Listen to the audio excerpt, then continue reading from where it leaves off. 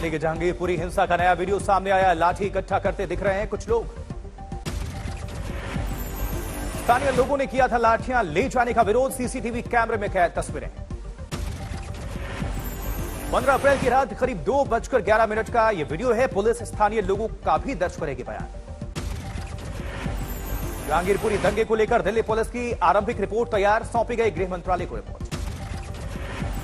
सूत्रों के मुताबिक दिल्ली पुलिस की रिपोर्ट के मुताबिक आपराधिक साजिश के तहत दंगे हुए। दिल्ली के जहांगीरपुरी में हिंसा के 2 दिन बाद भी तनाव बरकरार। गृह मंत्रालय ने अतिरिक्त सुरक्षा बलों को किया तैनात। सीआरपीएफ की 3 और कंपनियां तैनात की गई। अब तक कुल 15 सीएपीएफ कंपनियों की तैनाती। आरएफ के जवानों ने भी संभाला मोर्चा। हिंसा मामले में अब तक 24 लोग पकड़े गए, इनमें 2 नाबालिग भी शामिल। आज दिल्ली पुलिस क्राइम ब्रांच कर सकती है कुछ और गिरफ्तारी। पकड़े गए आरोपियों से सवाल जवाब के बाद एक्शन तेज। दंगे में सरेआम गोली चलाने वाला सोनू शेख गिरफ्तार। मूल रूप से पश्चिम बंगाल के हल्दिया का रहने वाला 10 से 12 साल पहले आया था दिल्ली। वहीं आज सोनू को कोर्ट में पेश करेगी पुलिस। फायरिंग करते हुए वीडियो वायरल हुआ था। उत्तरी पश्चिमी दिल्ली के मंगल बाजार से पकड़ा गया सोनू। पिस्टल बरामद। आर्म्स एक्ट के तहत केस दर्ज।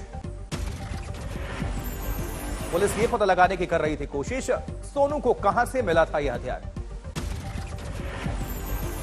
साजिश के तार खंगालने की कोशिश किया। अंसार और असलम को बाहर से मिल रहा था कोई निर्देश। पुलिस खंगाल रही है अंसार की कॉल डिटेल। 16 अप्रैल से पहले की बातचीत पर खास जोर। जहांगीरपुरी हिंसा के 2 मुख्य आरोपी अंसार और असलम 2 दिन और रहेंगे पुलिस हिरासत में। हिंसा को लेकर पड़ताल जारी। दिल्ली हिंसा के मुख्य आरोपी अंसार के गांव बंगाल पहुंची आज तक की टीम। हल्दिया के कुमार ग्राम में है मकान। गांव वालों ने बताया कि चुनाव के वक्त वोट डालने आता है अंसार। लोगों ने के मुताबिक उसे फंसाया गया। मस्जिद के इमाम सलाउद्दीन ने कहा, तीसरी बार आई थी शोभा यात्रा। मस्जिद में झंडे फेंके जिसे अगले दिन पुलिस ले गई। इमाम सलाउद्दीन ने कहा, शोभा यात्रा की तरफ से आए पत्थर, फिर इधर से भी गए। समझाने की कोशिश नाकाम रही। दिल्ली के जहांगीरपुरी में सख्त हुई सुरक्षा। घटना के तीसरे दिन भी पुलिस की जबरदस्त तैयारी। पुलिस ने प्रभावित इलाकों में बढ़ाई चौकसी। कुशल चौक, सी ब्लॉक और बी ब्लॉक के इलाके को सुरक्षा के लिहाज से 5 सेक्टर्स में बांटा गया।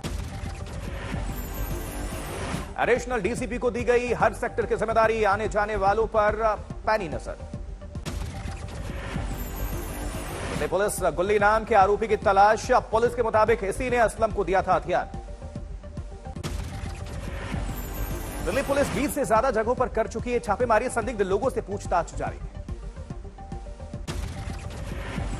जहांगीरपुरी हिंसा मामले में नया मोड़। आज तक से बोले पुलिस कमिश्नर। 3 में से 1 शोभा यात्रा की नहीं ली गई थी परमिशन।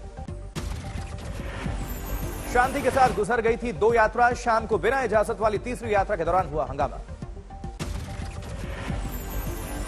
दिल्ली पुलिस के बयान के बाद सियासत तेज। असदुद्दीन ओवैसी ने दागे सवाल, बिना इजाजत शोभा यात्रा निकली कैसे।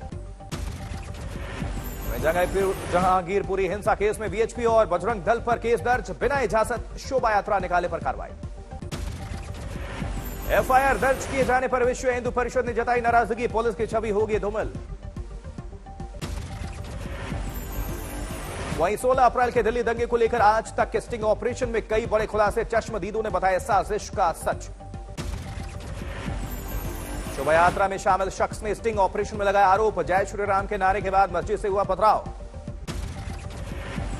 स्टिंग ऑपरेशन में चश्मदीदों का दावा, पत्थर के साथ साथ पेट्रोल बम से हमला। स्टिंग ऑपरेशन में मुस्लिम पक्ष का आरोप। मस्जिद पर भगवा झंडा फहराने के दौरान बड़ा बवाल। शोभा यात्रा में शामिल लोगों पर इल्जाम। पटना सिटी में प्रतिमा विसर्जन के दौरान 2 गुटों में जमकर मारपीट। दुकानों में तोड़फोड़। शिवसेना नेता संजय राउत ने कहा, पहले निगम चुनाव को टाला और अब हंगामा। बीजेपी कर रही है बांटो और राज करो की राजनीति। यूपी के गन्ना विकास और चीनी उद्योग मंत्री लक्ष्मी नारायण चौधरी का बयान। हनुमान जी की जाति का जिक्र। मैंने विधानसभा में यह बयान दिया था कि हनुमान तो जाट था, तो हनुमान जी के बारे में क्या बात करोगे, हम हनुमान जी की संतान हैं। कर्नाटक के हुबली में तनाव बरकरार, पुराने पुलिस स्टेशन पर पत्थरबाजी के बाद बढ़ाई गई सुरक्षा। एमपी खरगोन के दिव्यांग वसीम ने दर्ज कराई शिकायत, बुलडोजर की चपेट में आ गई थी उसकी गुमती।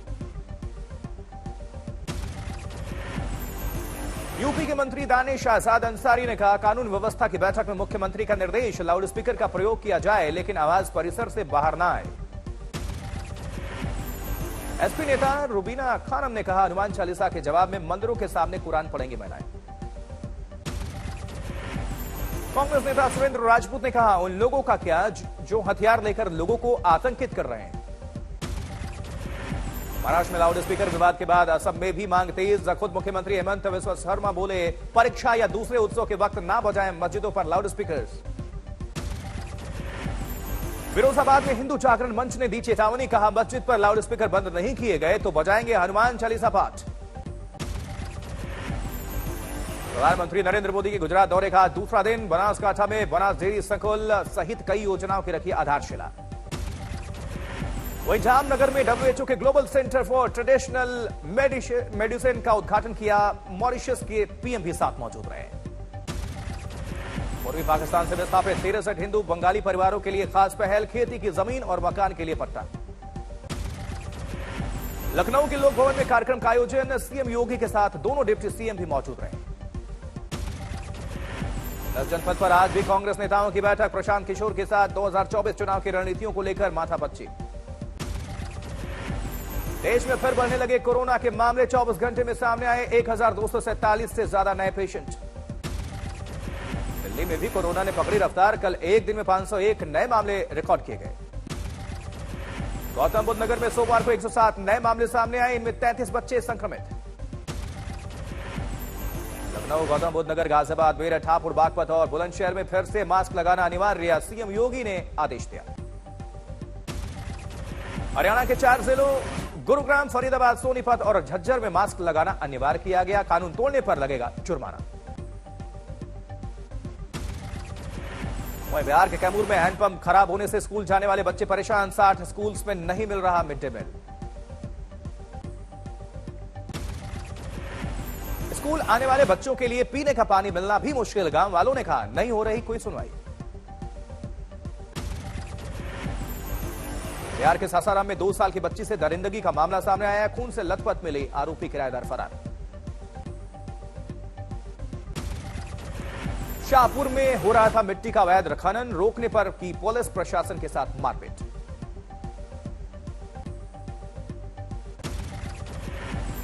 चमोली हेमकुंड साहिब मार्ग से आई ग्लेशियर टूटने की तस्वीर सामने, पानी की तरह बह रही है बर्फ। अरुणाचल प्रदेश के कुरुंग कुमे जिले में लैंडस्लाइड, एक परिवार के 3 लोग जिंदा दब गए।